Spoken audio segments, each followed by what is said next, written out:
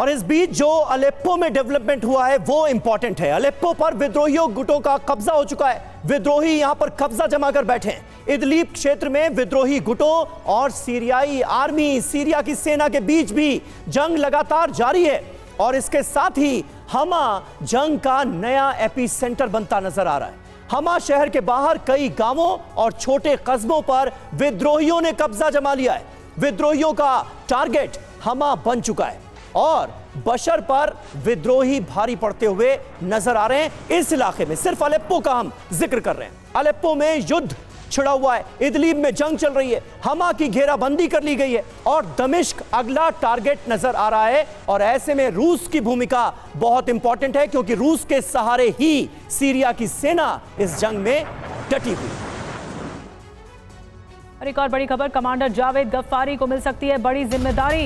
Iran Ghafari को Syria में कर सकता है तैनात। अलेप्पो का कसाई के नाम से जाना जाता है जावेद गफ्फारी।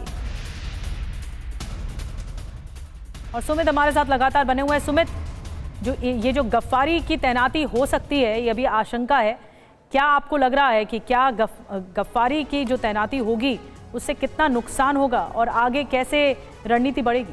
देखिए, जावेद गफ्फारी का नाम जब भी सीरिया में लिया जाता है तो उनको एक बुचर कहा जाता है, बुचर ऑफ अलेप्पो। वो इसलिए कहा जाता है क्योंकि जब 2011 में उनकी तैनाती हुई थी तो एक लोकल कमांडर के तौर पर हुई थी, लेकिन 10 साल के वक्त के अंदर उन्होंने जो कहर खासतौर पर अलेप्पो, इडलिब और इन इलाकों में बरसाया, जिस तरीके से बढ़त बढ़ा ईरान को लेकर, जिस तरीके से असद सरकार को फेवर किया, उसके बाद लगातार उनका एक बहुत महत्वपूर्ण रोल है। और अभी मैं आपको बताऊं, 2021 में खुद रशियन फोर्सेज ने और सीरिया ने यह आग्रह किया था, ये रिक्वेस्ट किया ईरान को कि आप इन कमांडर को यहाँ से निकाल लीजिए, क्योंकि ये किसी की नहीं सुनते, लगातार इन इलाकों में बड़े ऑफेंसिव ऑपरेशन चलाते हैं, इस इलाके की बहुत ज्यादा जानकारी रखते हैं। और अभी जिस तरीके के ताजा हालात बने हैं, जिस तरीके से सीरिया के अंदर ईरान और रशिया कमजोर हुआ है, इनका आना सीधे तौर पर दिखा रहा है कि ईरान को अभी लगता है कि अगर हाथ से बाजी निकल गई, इसलिए जरूरी है कि उन कमांडर्स को भेजा जाए जिनको ग्राउंड की नॉलेज भी है और जो बड़े फैसले ले सकते हैं, खासतौर पर ईरान के एरियाज को होल्ड अप करने के लिए। इसी वजह से जावेद गफ्फारी को तैनात वहां पर किया जा रहा है। बिल्कुल, लेकिन ग्रुप कैप्टन जी के पांडे, जरा हमारे दर्शकों को यह भी समझाइए कि ईरान की इन्वॉल्वमेंट के मायने क्या हैं,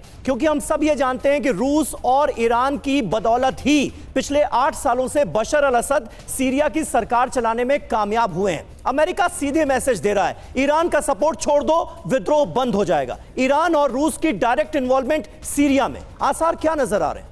देखिए, निश्चित रूप से समीकरण थोड़ा सा विषम हुआ है, लेकिन जिस प्रकार से रूसी सेनाओं ने अपना जो साजो सामान भेजा है और जो मदद दी है, सैन्य मदद दी है, उससे जो है जो रुख लगता है बदलने वाला है, क्योंकि ईरान भी अब अखाड़े में उतर आया और ईरान का जो सपोर्ट रहेगा, जिस प्रकार से सैन्य सपोर्ट वो दे रहा है, ईरान के पास एक्सिस ऑफ रेजिस्टेंस है, उसकी मदद से ही हमेशा लड़ता रहा है। अब वो सपोर्ट देख के चाहता है कि जो उनके प्रॉक्सीज वहाँ पर जो रहते हैं, देखिए 3 बड़े बड़े धड़े हैं जो कि सीरिया में हैं और वो कुछ जो है प्रो डेमोक्रेटिक है, कुछ डेमोक्रेटिक है, तो एंटी डेमोक्रेसी है। तो ये जो इन गुटों के बीच में आपस में एक तनाव है, वो इनको एक साथ नहीं होने देता। अब ईरान का काम है कि इनको किस प्रकार से साथ लेके और बशर को वहां से उनको सपोर्ट किया जाए और किस तरह रोका जाए। बशर को लंबे समय तक जो है ऐसी परिस्थिति को झेलने का अनुभव है। जो 4 साल उन्होंने लगाए थे अलेप्पो को कब्जा करने में, 4 दिन में वो चला गया। ये हमात ने उसको एसटीएफ से उससे ले लिया। तो निश्चित रूप से बशर के ऐसे सिंपल खिलाड़ी नहीं है,